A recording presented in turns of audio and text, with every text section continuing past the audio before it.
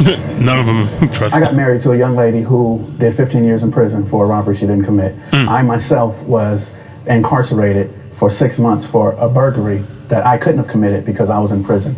So in 1987, I'm doing 19 months in prison. When I came home in 1988, I was given a burglary charge and I had to sit 6 months. And the judge did not kick it out because there's no way I could have done it. He kicked it out because they didn't serve me the warrant while I was in prison.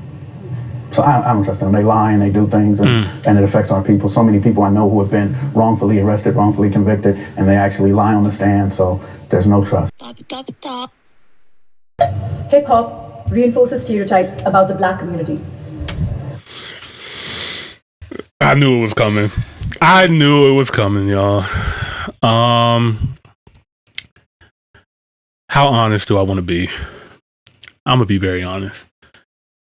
Hip hop reinforced stereotypes about the black community. Now, I will say hip hop is a very broad genre now. There's so many different versions and sub genres of hip hop, you know, from gangster rap to trap to drill to backpack to this, you know, there's so many different versions of it. So I think as much as artists don't want to all be put in a similar box, they all want to have their own box.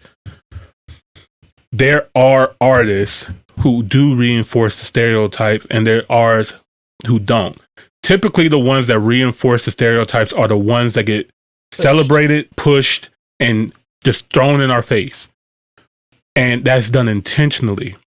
This is a genre of music that we created as a people. It is the #1 music genre in the world. It completely took over by storm. And we don't own it. We are the only people who don't own our culture. When it comes to the most millionaires in this country who are black, or the most wealthiest class, it comes typically from entertainment. Yep. Athletics or music. And we don't own those industries at all. We are making other families wealthy and rich. Any other culture in the world would not let that happen. No other culture does it. You can't go to Japan and make anime and say, it's mine now. The Japanese will not let you have it. They own it. That's theirs. You know what I mean? We don't have we don't have the mindset to be owners. You know what I mean? When it comes to this, we don't feel like we should own hip hop. It should be for everybody. Everybody gets included. Blah, blah. Cool. I'm not saying that, hey, Eminem can't rap in hip hop. I'm not saying that. But what I'm saying Same is, way that Asian people don't say Megan Thee Stallion can't be right, a part of exactly. Yeah, what they got going on, but she's done something within the genre. Right. They still know who you're a owns guest in our culture. Yeah. You know what I mean? What Meg Thee Stallion is doing, what RDC World making, you know, anime comics, shout out to them. Like, yeah, but you're a guest in their culture. You can't come in, it's not that you're coming and saying it's mine. I mean, I don't think that any other race could say it's theirs. They just, on paper, it's theirs. Right. It's like they don't have to say it. It's understood. Mm-hmm. With us, it's not understood because who owns hip hop? If you look at hip hop, okay, it's owned by typically 3 big giant, you know, music companies. And who are those people? They're not us. You know what I mean? Or when it comes to the athletics, when it comes to the NBA or the NFL, it's not owned by us. They're giving Ice Cube a very hard time for making his own league, not interfering with the NBA, but they're trying to suppress Ice Cube from making his own league. Yeah, I haven't even heard anything about that. It's called the Big Three. Shout out to Ice Cube. He's been doing it for a while now where he'll take his legacy acts and players. They are still allowed to play. Like, you know, basically, there were a lot of reasons why NBA people retire because, you know, they have like 80 games a season. They're going back to back every night. So when you get older and stuff like that, it's harder for them to recover. But if they can do it every weekend, like how the NFL does it, they can still perform at higher levels. So he's saying these people still want to play. We can still put money in their pocket and they still have a name and they still have a fan base. Why can't we just let them play? Half court basketball, 3-on-3, You still get to see some great, amazing talent and stuff like that. We're doing it on the off season of the NBA, so we're not interfering. And we don't play it at the same time as the WNBA. Anything, he was saying, and I just seen a recent interview, he was on Joe Rogan recently. And I gotta tune into that. Yeah. And he said that he's like, they're really trying to suppress me, but NBA doesn't own basketball. It's not like when the kids want to go out and play, like, hey guys, I'm gonna go outside and play NBA. He's like, no, I'm gonna go out and play basketball. But the NBA makes it seem like they own the sport. You know what I mean? So yeah, Ice Cube should be allowed to play it, but they making it very hard for him to do that. Right. You know what I mean? So shout out to Ice Cube. A great idea. Yeah. And then watch if I pray Ice Cube is able to successfully get that up off the ground. But watch they try to turn around and do the same thing. Well, right. They're trying to steal like, oh yeah, we'll take that. You know what I mean? Or try to buy him out because apparently, allegedly, what he was saying is that weekend games. Yeah. They were saying that they were taking his sponsorships away. Like the NBA was encouraging sponsors not to sponsor the big three, not to promote the big three. And he said he's getting it from actual like, you know, people is like, hey, we were told not to mention you guys or not to bring it up or anything like that because they want to suppress it. Yeah, because I haven't even heard anything about that. Yeah. But anyway, hip hop reinforces stereotypes. Very curious to hear what they say on this.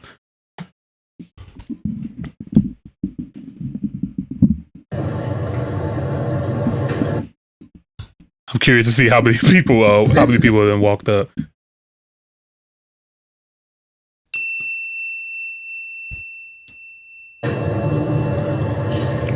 In South Africa, we have our own version of hip hop, so we call it kwaito. So they would rap in our own language in different. We call it vernac. So back home, it kind of did reinforce some stereotypes because now when you go out in the world, people will just classify you under one group. And growing up, also looking at American entertainment, looking at the hip hop that's done here, I'm like, oh well, you're rapping about drugs, you're rapping about this. Of course it's going to happen. Of course you're going to go to jail. By getting older, you see the culture as well of hip hop. I had to understand that there's a culture within that. I was alive when hip hop started, and it was during a time where people rapped about what they saw, what they wanted in life, and then it became where people rapped about what they had been through, what they had gotten over. You know, used to sell drugs, used to hurt people, but now this is who they are. And I think it's gotten into now, and in our day and age now, it's where people are glorifying and wanting to pretend that these are the things that they do on a daily basis when it's not. So it went from storytelling to now really it's truly storytelling, but it's unhealthy for our culture. I don't want to on my radio and all I'm hearing is I put a bullet, something like I'm like, that's what you could do. No, like, and then it's like it's all about like talking about female body type, the booty, the thing. Like don't talk about my booty like that. So I don't want to listen to something that portray me as a female that way, or something that is talking about how you put bullets in my head. Like if you actually do not come to America and see for yourself, you would think that most African Americans are carrying guns around and they just shoot randomly, or they just grab your ass or something like that. That's the way the music portray them. And music is a very important element in our society because it influences a lot of people, both young and adult. And then they kind of see all those stuff and they act like that, even though that's not what they really want to be. They act like that and behave like that. Like if all these rappers are your role model, then you want to be like them, you want to be cool too. So in the end, it's about like the people that are packaging the music, and sometimes about trend is what people want to hear. It's I mean, all of them sat down. It's the truth. It is the truth.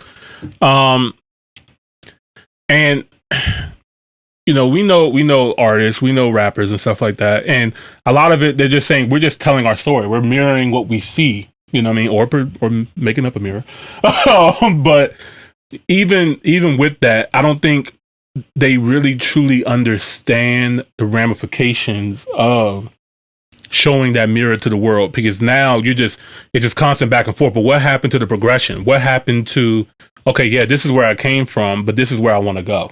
And it seems like every single time an artist wants to grow or go past that, they end up not getting any more light, not getting any more shine. Like, hey, you're not fitting our agenda no more. Like, okay, the women, you don't want to talk about your pussy and your ass no more? Okay, cool. You fall off. Let's go find the next girl. You know what I mean? It's the next quick fix. Yeah. The same thing with, you know, the male rappers and stuff like that. You don't want to talk about killing and drugs no more? Okay, cool. You fall off, we'll find another one. We'll go ahead, give this guy a deal and keep this cycle going, because unfortunately, we can always be bought. That's one of the biggest problems. So it's very, very unfortunate because as we don't really recognize how we're being seen globally because we don't think globally. We think very locally. Like, I know people from DC, I know people from the city who never left the city, or like their idea of a vacation is going to Six Flags. You know what I mean? Like they don't get out as much. And I think when you start exploring outside of your environment and you actually see how big the world is, it can completely change your perspective. Yeah, a lot of people are scared of change though. Yeah. I realize. Yeah. They're comfortable. Yeah. You know what I mean? And yeah, they want to be comfortable. So okay. American dream is only for white people. I believe that the American dream is only for white people because it says equal. And when we talk about equal, there's no equality between the 1%, the Rothschilds, the Rockefellers, the Trumps, and the people who really run the media and things of that nature. So for black people growing up in America and living in America, we could become rich, we could become wealthy, but we are not on the equal playing field of white America. The system of white supremacy, which is in the law enforcement, which is in the judicial system, which is in the prison industrial association, also in the politics, we are not equal in any of those terms.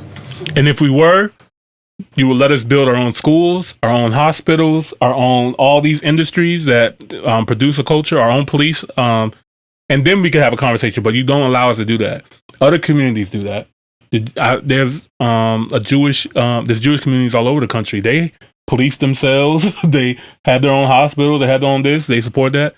But whenever we try to do it, something ends up happening. They clown them, or they whatever the case. You know, people were trying to clown Dr. Umar for the longest time about his school. His school actually just got built this year.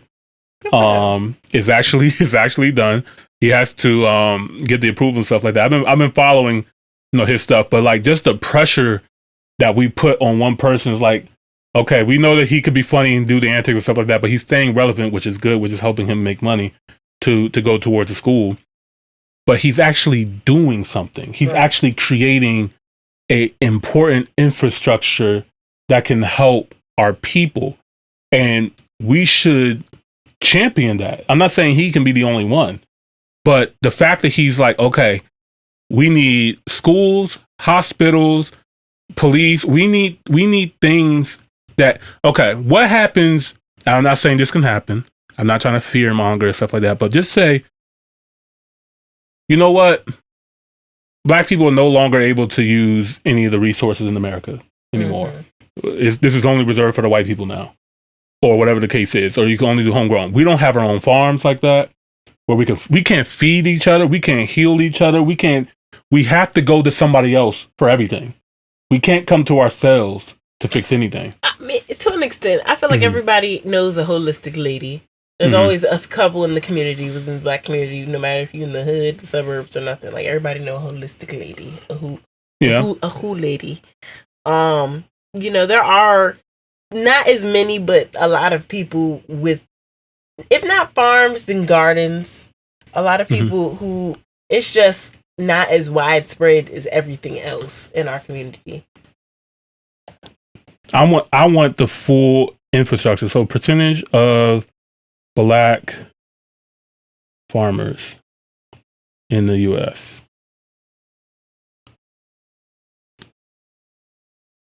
Today, black farmers are less than 2% of farmers. So what's the number on that? Because we're only 13% of the population. Right. But they took all farmers in America, and in the percentage-wise, we're only 2% out of all the farmers in the United States. So 98% are not black.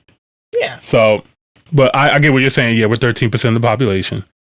That could be a factor. Knowing that I have farmers in my family, like, and then I can't say I know somebody who, like, every couple people I know, there's farmers in theirs, but. I'm just looking to see if there are any African American hospitals.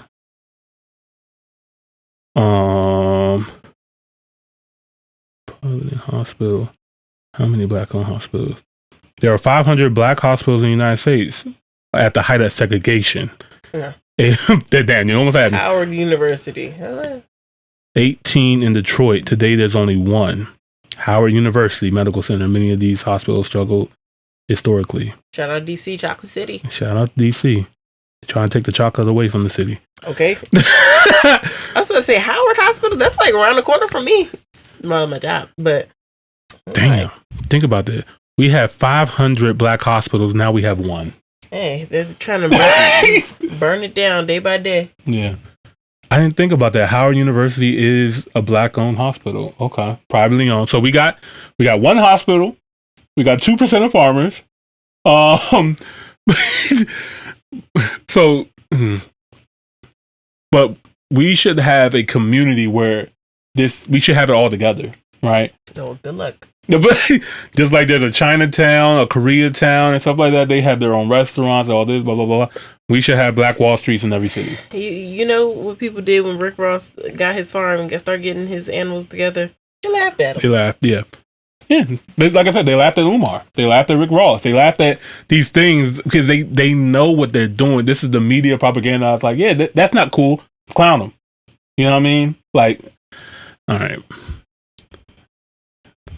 I mean, even if it's not clown them, I feel like it's more so like, as a community, a lot of the times we just like anything that's different is kind of like laugh at it or yeah, we don't ask enough questions. Right. It used to be, nerdy and weird to talk proper or know too much or be smart in school, stuff like that. That's frowned upon, you know what I mean, in our communities. I don't know. I grew up in PG County. That was never like a thing. So, like being like if you were like not smart, you was getting picked on. Like that's not cool. Right. Like you better know how to learn how to tell some jokes and get some A's. Right. Which high school you went to? No, I went to high school in Charles County, but like growing up, I grew up in PG County. Like, okay. Yeah. And just any school that I went to, like whether it be like Lamont, Rosaryville, Gwen Parks. I was zoned for a lot of high schools when it was time before it was time for me to move, and all of my friends that I like knew in those general areas, like we all kind of had the same like. But you got to think about it. Like I grew up in one of the richest black counties in America. So it's like I was coddled in the sense of I was never exposed to white people for a majority of my life. Right. Did never like all my teachers were black. All of my peers were black. Right. All the richest people I knew in my life were black. Like didn't knew how much. I never knew before like a certain age how that was not normal in other places. Yeah, it's definitely a different. Okay, growing up in PG County, Maryland, y'all, right outside of DC. You're right. Like everything that we've known was the majority black people around us. Like it wasn't until I moved down here and went to school down here that I started seeing white people. Yeah, and then on top of that, like the most like moved down to Charles County back then. Yeah, and like the most I like had to go off of from the white experiences like TV. Yeah, same, and I remember, and it's so crazy because I remember this one guy in my high school. Shout out to my man Sam, man. I haven't talked to him in years, but he was like one of the most country hillbilly kind of people, stuff like that you'll ever meet, right? And for me, I went to a predominantly white school. I was a black guy, right? You know what I mean? So. I was very different from everybody else. So, but I was always considered like to be one of the cool kids or whatever. I play sports and shit. But talking to him in some of my classes, he was just like, man, you're the very first black person I ever talked to before. Like, I never knew that you guys can be smart or this or not violent. Like, all I saw of black people were what I see on TV. I thought you guys were just violent, ignorant, and blah, blah, blah, blah. He was being honest with me, but I appreciate his honesty, and I changed his whole perspective on how black people actually are. Like, and we got cool. He brought me to his house. We shot some shotguns, and you know what I mean? And then I started realizing, like, a lot of these people, we're so similar. If you take the most redneck hillbilly, you take the most street hood nigga, they like the same shit. They do the same shit. You know what I mean? Just in different environments, huh? Poverty is poverty. Yeah. Like, and same thing back in slavery when they had the indentured servant whites and they had the poor whites and they had the slave. They started coming together, and that's why a redheaded Caucasian is next kin to nigga. Bruh. Yeah. So, but yeah, growing up in that environment is different. You know what I mean? But now I feel like I don't know if you heard about like what's going on like PG now. Like the school system everywhere is fucked up, but like it's not like what it was like when we were going to school. It's like it's completely declined. Like, after COVID did a number on schools completely. Yeah. On like the youth. Yeah. Everywhere. Like just where we are as a like country is terrible. Yeah. America got a problem. 14 minutes. We could try to finish this out. We'll be done. When I was back then, when you were speaking, I started thinking like, could we ever actually, as Black people, have the American dream here in America? And I don't know if we really can. I'm trying to be careful with my words, but I do think there needs to be a degree of separatism. Like Black people, we really need to have our like own. Malcolm X said. To fully Marcus Garvey. This is their system. Yeah. Why would we dream of being equal in a system that wasn't designed for us? The American dream, at least the way that I define it, is, freedom of opportunity, freedom to choose what I want to do, freedom to acquire wealth the same way that anybody else can. Obviously, we're fighting the tides of time on that and our circumstances, but it's hard because it's hard to honor that, but then also want more for myself. And I think that as Black people, we're always teeter-tottering on that line of like, well, am I American? Like, do I get the American dream, or do we just tear all this down and build something new? White people are not the only people entitled to the American dream ever, and I think that that's why we're all here, because our ancestors made it so that we can stand here and pursue that American dream. I wouldn't have been here if it meant that it was not for everyone. I wouldn't have even entered America. I feel like not just African, but other people as well in different countries. And from what I have seen, I've seen other people, even Africans and African Americans, succeeding in their own way. And that's why I feel like you said, you can interpret the American dream in a different way, whatever industry or whatever it is that you're focusing on, because there is a level of opportunity there. There is some way that you can be successful. Talking about Trevor Noah, who took over the Daily Show, it wouldn't have been possible for him coming in as an African. He bodied that role too. Dream. It made us as well, other Africans, believe that it is possible. The American dream writes his check. So he gets to have wealth or whatever it is that he's experiencing, but the American dream is the one who writes his check, not him. I agree with you. But do you see how we would put it as he had his American dream, even though someone writes his check? But for him, or for some of us looking at it on the other side, that's his American dream, because his goal was to get there. Biggest cultural shock I saw coming here was definitely the lifestyle, because the lifestyle I saw of America, especially Los Angeles, was portrayed as a very rich lifestyle. And of course, I came here as a student, and coming here, living here, and seeing the reality of it, seeing different homeless people, disadvantaged people, was really a cultural shock for me, because I didn't expect to see that. And I guess also the way people were handling each other, because coming in as an African, I thought people were together. But since being here, I saw that there was a huge divide, or there is still a huge divide within the African American community themselves. If you have stayed in I hate to keep pausing it, but I remember watching this video of this woman from Ghana who went to Canada, and she got on live on TikTok and was just bawling out crying because how much she missed her family and just the dynamic. She's like, the people here don't care about family. You know what I mean? You can go days without speaking to our parents or our loved ones and stuff like that, because we're just so much on the grind, so much doing our thing and stuff like that. It's just an American culture. It's not just a Black thing, but it's just our culture is just so much work, get to the money. But in Africa and other places in the world, like, people, it's very communal. You'll have 10 people in your house, it's very, very community oriented. And that's, like, to me, more human. You know what I mean? Like, we're being designed to be more robotic, more of an algorithm than to be human, So, yeah, I get where she's coming from. And then the whole culture shock thing, like, Africans never see on TV that there's homeless people in America. Really? You know what I mean? No, they don't think that they don't think homelessness exists in America like that until they get here, unless we show you guys. But yeah, a lot of homeless people, homeless veterans. Yeah, you know what I mean? I think there's over, what's the number? Don't quote me, but I believe it's like over 60,000 people that are homeless in America currently, around that number. And I thought it was a lot larger than that. 600,000 vacant homes. Yeah. How many homeless people in America. Department of Housing and Urban Development has counted 653,000. So maybe it was that number that I was thinking of, and then the number for vacant homes, abandoned homes, are even higher. Right. That's a 12.1% increase from the same report in 2022. So yeah, almost 1 million people in the United States are homeless. Rising economy. I mean, you can find a lot of it. Go to Los Angeles, you'll see what homeless look like.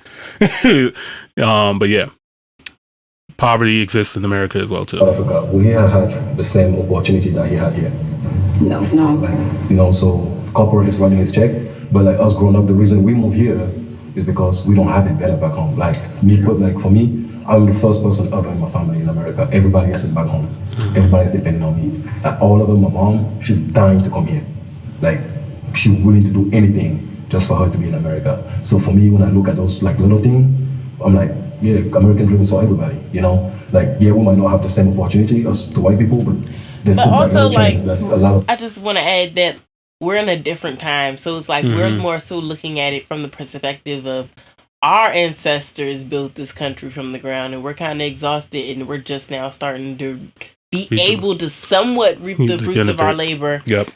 Whereas though other people could just come here and be like, all right, fresh start. Like, there's no fresh start for us anywhere. Like, there's like always like, oh yeah, we can go to the other country, but there's always the, oh well, I still gotta keep my dual citizenship because I'm still American and I still have other business to tend to here. Right. But it's kind of like, hey, I'm exhausted from doing all the work.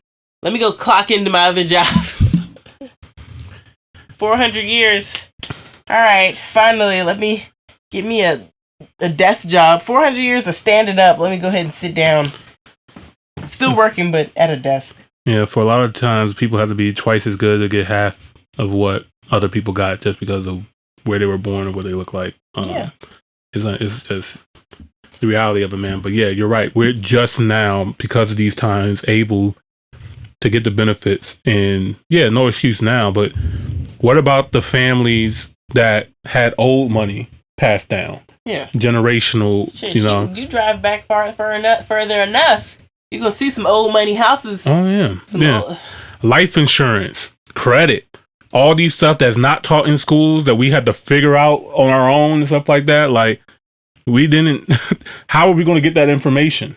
You know what I mean? They weren't teaching it in black schools and stuff like that. So there's people just now who are just figuring out what life insurance is, what is credit, how do we do it? They just think like, oh, okay, I just use credit to get a car, but what about a house? What about wealth? What about passing it down? What about this? You know what I mean? It's just not even a thought to us because we just don't see it as much. But yeah. Back home, are willing to take just to get here. I trust law enforcement. Ooh! Carmen? Oh, man.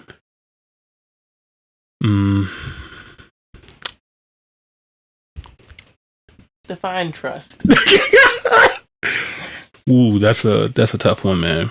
Don't get me wrong, like, I've met some cool police, feds, and, you know, whoever, like, just as people, but like as a whole, as a union, as a, you know, what would you call them? As a group, a collective. Yeah, as a collective, absolutely not. Because if it's me versus them, it's always gonna be me. But it's always take care of them. It's unfortunate. It's like one bad apple can spoil the whole bunch. Guess what? One bad apple is going to be protected by the good apples. Yeah. And the thing is, when it's the other way around, we're not going to protect our own like that. Right. Like, don't get me wrong. There's like, shout out to the people who riot and who speak up and do, but it's like, it seems to never be enough these days. Yeah. Like, literally, a lady did you see that video? A lady just got killed in her house because the police officer, this was like today or yesterday. This woman got killed by 2 officers in her house because she called to do a check-in and they feared for their life because they thought she was going to throw boiling water on her. on them. What state this was? What city? I'm not sure, but I know that watching the video. Okay. You're ready. One task at a time. So let's do an ID, but, and then you can dig around for your paperwork. I don't know where my ID is. You just have that stack right there, maybe. I think she made a joke like I should throw it on you. Oh, you're gonna throw it on me? I wouldn't even joke with them these days. Like, goes to get water off the stove. Huh? Away from your hot steaming water. Away from hot steaming water? Yeah. Oh, I rebuke you in the name of Jesus. Huh? You in the name of You better fucking not. I swear to God, I'll fucking shoot you right in your fucking face. Okay, I'm sorry. Drop the fucking pot! Whoa. Drop the fucking pot! What the fuck? What the fuck? 19 shots fired. Shots fired! Shots fired! Drop the fucking pot!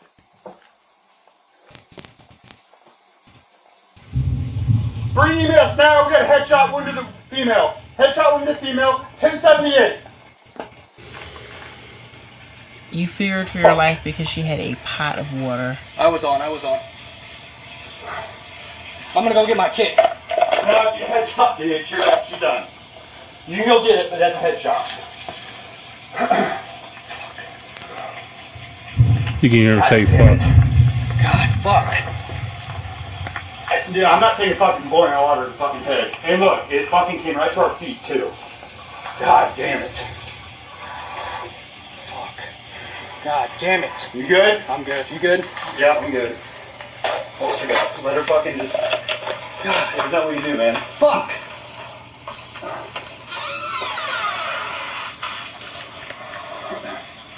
You good? Alright. Fuck. Well, I mean, what else do we do? I'm not taking hot boiling water to the fucking face, and it already reached us. Fuck. What's the point of having a stun gun? What's the point of having mace? What's the point of having a taser? What's the point of having legs? Water? A lot of blood from the head.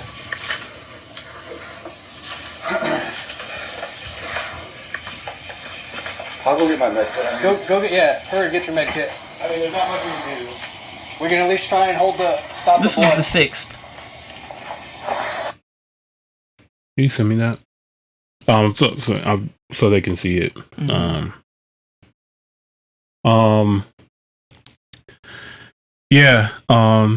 This can happen. She clearly said that she's sorry. She got down on her knees and completely was not a threat. And he shot her in the head because she had a pot of boiling water. This is the thing. Law enforcement are trained. I don't know what that is. Law enforcement is trained to handle, stressful situations, stuff like that. They're trained to do this. They're paid to do that. Yeah, I'm not saying that the job is easy at all or anything like that, but like that is beyond unacceptable. Which is another reason why I'm kind of worried. I didn't want boiling water in my face was the excuse to take someone's life. You didn't even send a warning shot. You shot her in her head. And you told her I would shoot you in your fucking face. Like you had all intention to do that. Right. Yeah. No excuse in the world. But imagine not to get too 100% murder. Not to get too political, but have you heard of Project 2025? How Trump and the Republican Party want to grant immunity to police officers. Mm-hmm. That's the one thing that really has me just like, I don't know, man, because people like that exist, and that's the reality of it. So, and coming from where we come from, like, in Charles County, there's a lot of police here. It's a very overly police county. There's police officers everywhere, and you can't scratch your fucking nose without them seeing you. The thing is, she could have threw the pot of water, missed, and you still could have arrested her with handcuffs. This is a woman. You're not gonna die by a pot of water, bro. But regardless, like I said, they're trained to handle these situations. Okay. So even though I've had many experiences with police for traffic violations or whatever the case is, majority of my experience with police has been, peaceful and, moving right along, cool. I've even met some police that doing their job. It's all good, you know what I mean? And I'm always respectful. But of course, I've had run-ins with racism and police and stuff like that a couple of times. So like, it's just say you just had to, mind you, to add insult, add insult to injury. Mm-hmm. She called because she thought she was hearing stuff. Mm-hmm. She's a schizophrenic. Yeah. This lady was having a mental health crisis, right? And she lost her life. And I remember somebody talking about like when for calls like that, I don't believe the police should be getting called to every single situation like that, right? Mm-hmm. There should be like a separate emergency. She called. She thought she was hearing stuff. Right. So in that situation, instead of sending police officers there, they should send medical professionals to help in these kind of situations. Mm-hmm. And then if it needs to get escalated to police, then you call police or have a police as backup. But, that's just beyond insane. And this is why African Americans do not trust law enforcement for something like this. And this was recent. And this happens. It was 2 weeks ago. This happens all the time in America. So and half the time you don't even get the video or hear the report. Right. That's if you're granted that. Right. I'm surprised that came out. Yeah. Especially during election time. But yeah. All right. Let's see what they have to say. I'll wrap this up. I have a thing to say. All right. Can the disagreeer step forward?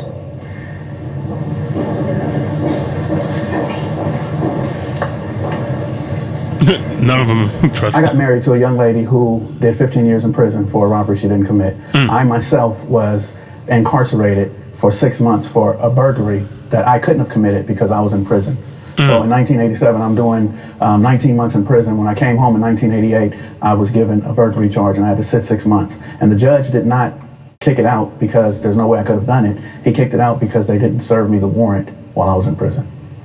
So I don't trust them. They lie and they do things and it affects our people. So many people I know who have been wrongfully arrested, wrongfully convicted, and they actually lie on the stand. So there's no trust. As you guys know, I'm from Richmond, Virginia. It was the capital of the Confederate.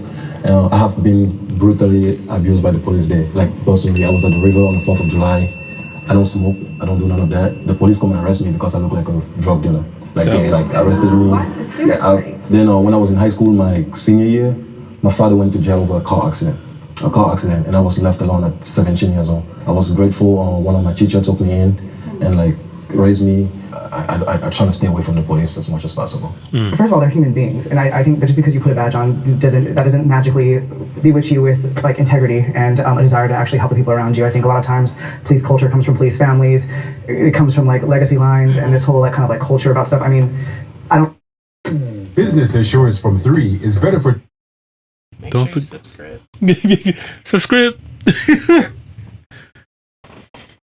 Trust any other person. They haven't earned that necessarily, especially not as an institution in its purest form. I think it's necessary, but they have a lot of living up to that to do and to make up for if they're going to be trusted. I've seen law enforcement here on social media and seeing how they treat people of color, from hitting them. I mean, George Floyd, rest in peace. But just seeing that from my experience being here, I was scared, every time I'd see a cop husband, okay, I better make sure I'm driving okay, because I don't want to be stopped, or make sure you're not in any harm's way, but it's sad to feel that pressure every time you see a cop going by. And even if they're trying to help, but I wouldn't even want that help because of what I've been seeing on social media, and also seeing the case of people being wrongfully, taken to prison. That's unfair. What type of research are you doing before you arrest people? And I immediately thought about the history of the police too, just tracing that back to slave patrols, which became our modern day police departments. And the fact that if you have a felony, you can't vote. That to me is talk about the loss of the American dream. You are a citizen of this country. You should always have a right to vote.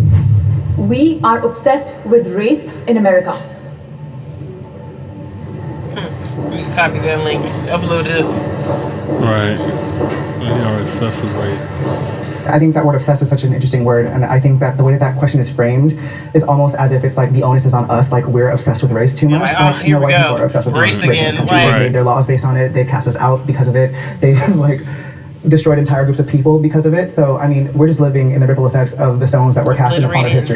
So we're just reacting to it. So we would rather just be human beings and American citizens and people that are pursuing an American dream, we'd rather not have to think about race, but that, we did not draw first blood on that. What else do you expect? Yeah, like, I mean, I'm not obsessed.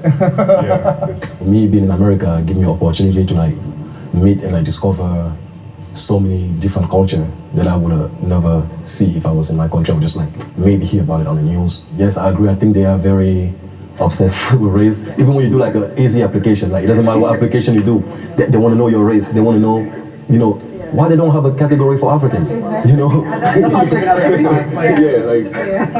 know everything. The thing that pissed me off the most is that when they see you and they're like, oh, you have an accent. Where are you from? Like, who cares where I'm from? Just tell me this thing and let me keep going. When you tell them like African, they be like, what country? Yeah, they're so obsessed with where you're from. Do you like Wakanda? I don't believe that there's an obsession about race in America. I believe that race is a distraction to hide the power, the wealth, and the access to it. So a lot of times there's something put on the table like a rock being thrown and a holding hand, and that's the racism between black and whites, between blacks and Hispanic, and other cultures have come here. We'll talk about race just so that we don't have access to the power and the wealth, and I think it's done on purpose. There's a power that allows us to talk about race if we don't look past it. Some of the question prompts that I see differently, and then when I hear somebody say it, I'm like, that actually makes sense coming from their perspective. So it's been really beautiful having this conversation with you guys. You guys are very knowledgeable, and I've learned a whole lot from each and every one of you today. Going into this with like the title of the series, like African versus African American, I think that like people were gonna come in thinking that we're gonna be like guns blazing, but this is such a beautiful display of unity. I love it. It like gave me so much life today. Man, a freaking round of applause to them, man. Wow.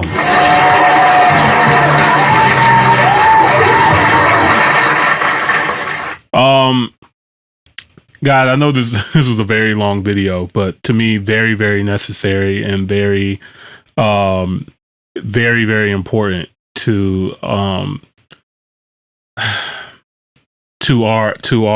struggle and to what we are all about on Top Hill, man. So we're all about bridging the gap, between the cultures. This topic is to me very, very important, and I'm very appreciative of Jubilee for bringing, these intelligent, beautiful African people and African American people coming together and just having the conversation, having these open discussions.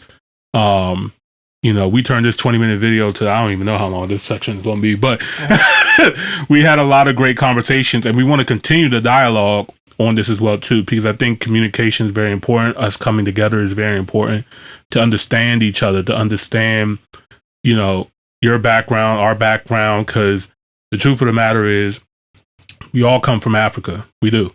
Even if there are native African people that are in America, eventually you trace it back, it still gets back to Africa eventually. So we still are brothers, sisters, cousins, aunts, uncles.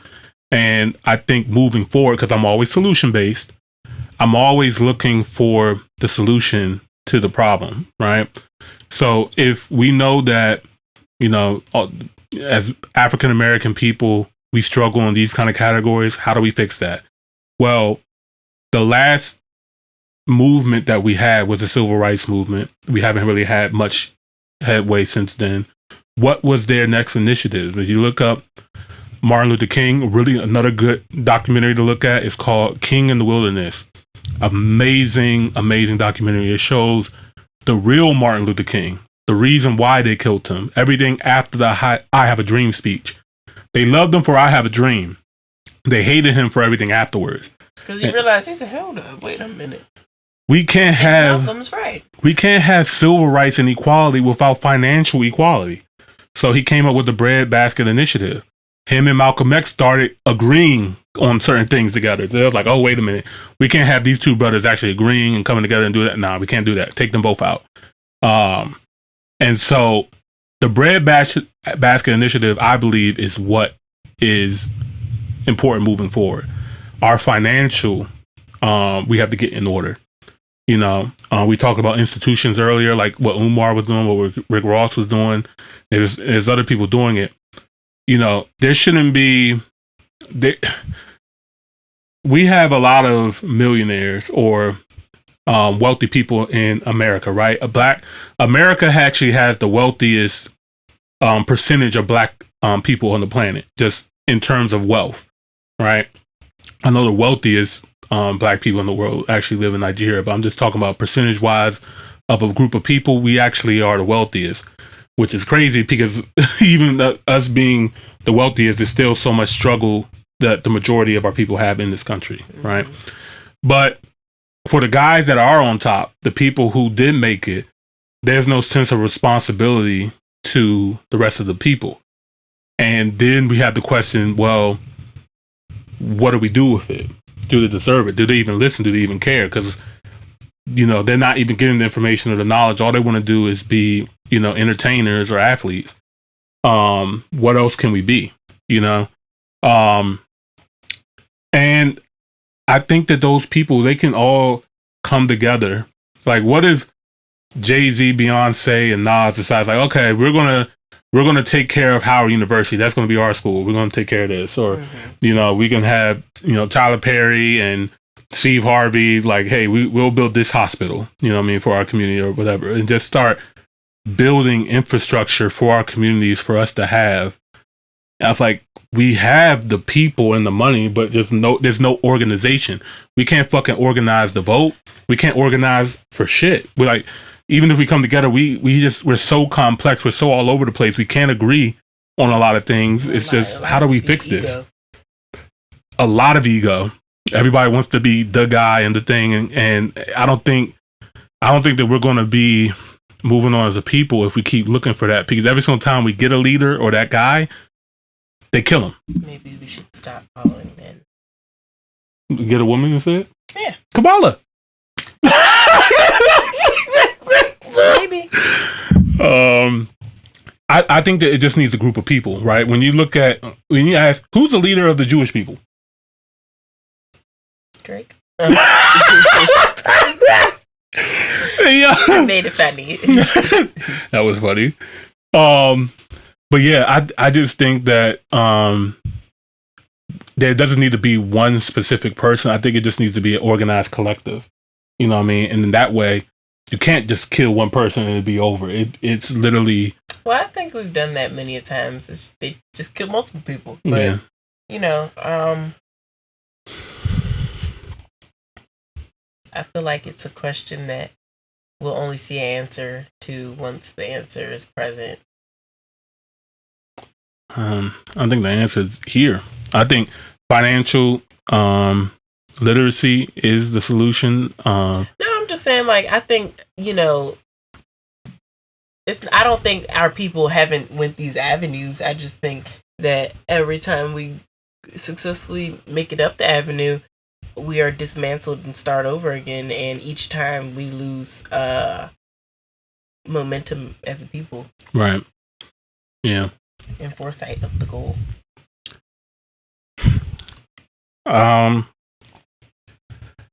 Like I think that we need to collaborate with our brothers and sisters back on the continent. I think having different experiences, you know, American, the UK, Jamaica, Brazil, and then, you know, African countries, us coming together, you know what I mean? I think that is the solution.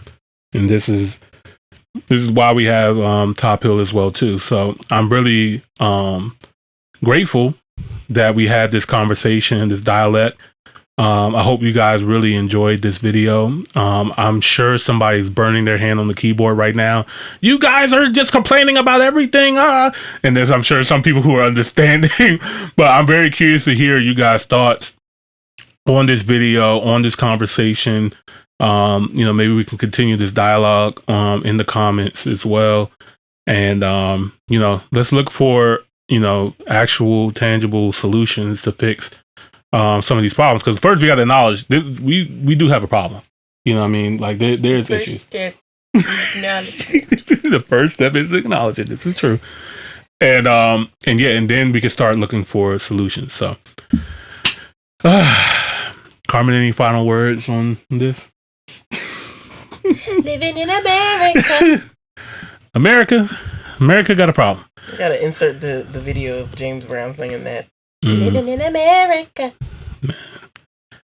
Okay. All right, guys. I want to thank you guys so much for tuning in to another episode of Top Hill Podcast. We greatly appreciate it. Apologize to all the live viewers, man. I know we were having some sound issues early on, but don't worry, it will be resolved in the next live. But yeah, thank you guys so much. Don't forget to like the video and subscribe to the channel on your way out. We greatly appreciate it. And yeah, man, we'll catch you guys next week. This is your boy, Mr. Top Hill Pod, aka Emoneyboss. And I'm the Carmen. And we out. Peace. Top hill, top hill.